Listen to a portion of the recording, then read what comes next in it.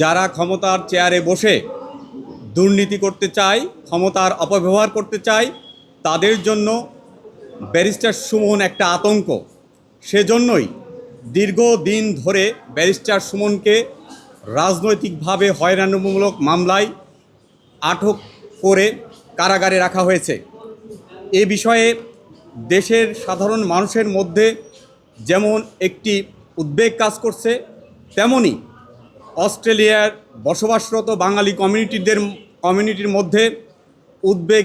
কাজ করছে। তাদের বাংলাদেশের অস্ট্রেলিয়ান কমিউনিটি তাদের উদ্বেগের বিষয়টি সে দেশের শ্যাডো মিনিস্টার জনাব জেমি শেপিকে জানিয়েছেন। মিস্টার জেমি শেপি একজন রিজিওনাল ওই দেশের অর্থাৎ অস্ট্রেলিয়ার পার্লামেন্টের shadow minister for regional development, local government and territories. Minister বিশ্বকাপে দেশ কাঁপানো অফার। বিশ্বকাপের উন্মাদনা উপভোগ করুন মিনিস্টার টিভিতে। 55 ইঞ্চি অ্যান্ড্রয়েড টিভি মাত্র 55,000 টাকায়, সাথে জার্সি ফ্রি। তিনি বাংলাদেশের সাম্প্রতিক রাজনৈতিক বিষয়ে উদ্বেগ প্রকাশ করে সে দেশের সরকারকে বাংলাদেশের যে prominent figure mister Syed Saidul Haque Suman সহ বিরোধী রাজনীতিকদের রাজনৈতিকভাবে নিষ্পেষণের যে শিকার হয়ে তাদেরকে কারাগারে আটক রাখা হয়েছে, তারা যাতে বাংলাদেশের সংবিধান এবং প্রচলিত আইন অনুযায়ী যথাযথ আইনি সুযোগ পায় সে বিষয়ে সে দেশের স্বরাষ্ট্রমন্ত্রী বা সরকারকে একটি চিঠির মাধ্যমে অনুরোধ করেছেন যথাযথ প্রক্রিয়ায় বিষয়টি যেন বাংলাদেশ সরকার এবং অস্ট্রেলিয়ান সরকার বাংলাদেশ সরকারের সাথে বা আন্তর্জাতিক কমিউনিটিতে বিষয়টি উদ্বেগ প্রকাশ করিয়ে তাদের কে অর্থাৎ শ্যাডো মিনিস্টার স্বরাষ্ট্রমন্ত্রীকে একটি চিঠির মাধ্যমে অনুরোধ করেছে যাতে বাংলাদেশে ব্যারিস্টার সৈয়দ সাইদুল হক সুমন, প্রাক্তন আইসিটি প্রতিমন্ত্রী জনাব জুনায়েদ আহমেদ পলক সহ বাংলাদেশের সকল বিরোধী রাজনৈতিক যে সমস্ত নেতৃবৃন্দকে কারাগারে আটক রাখা হয়েছে, তারা যেন বাংলাদেশের সংবিধান এবং প্রচলিত আইন অনুযায়ী সকল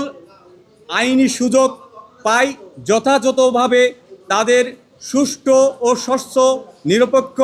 আইনি প্রক্রিয়ার মাধ্যমে তাদের যাতে মুক্তিদান করা হয় সে বিষয়টি অস্ট্রেলিয়ান সরকারের কাছে অনুরোধ করে উনার বাংলাদেশের কমিউনিটির যে উদ্বেগের বিষয়টি উনি জানিয়েছেন। আমরা প্রত্যাশা করি বাংলাদেশ সরকার এবং বাংলাদেশের বিচার বিভাগের কাছে আমাদের প্রত্যাশা যে এই বিষয় শুধু বাংলাদেশের সাধারণ মানুষ নয়,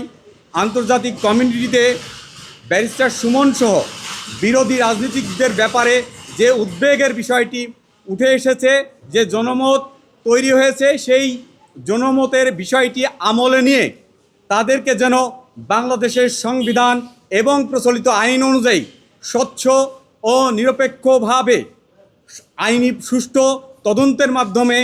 মুক্তি প্রদান করা হয়, সেই বিষয়টি আমরা পূর্ণভাবে ন্যায় বিচার তারা পাবে বলে আমরা বিশ্বাস করি। আমরা আইনগতভাবে ওনাদের ব্যাপারে যে প্রক্রিয়া জামিনের ব্যাপারে আমরা পদক্ষেপ নিয়েছি, ইতিমধ্যে আবেদন করেছি, যে বিষয়গুলো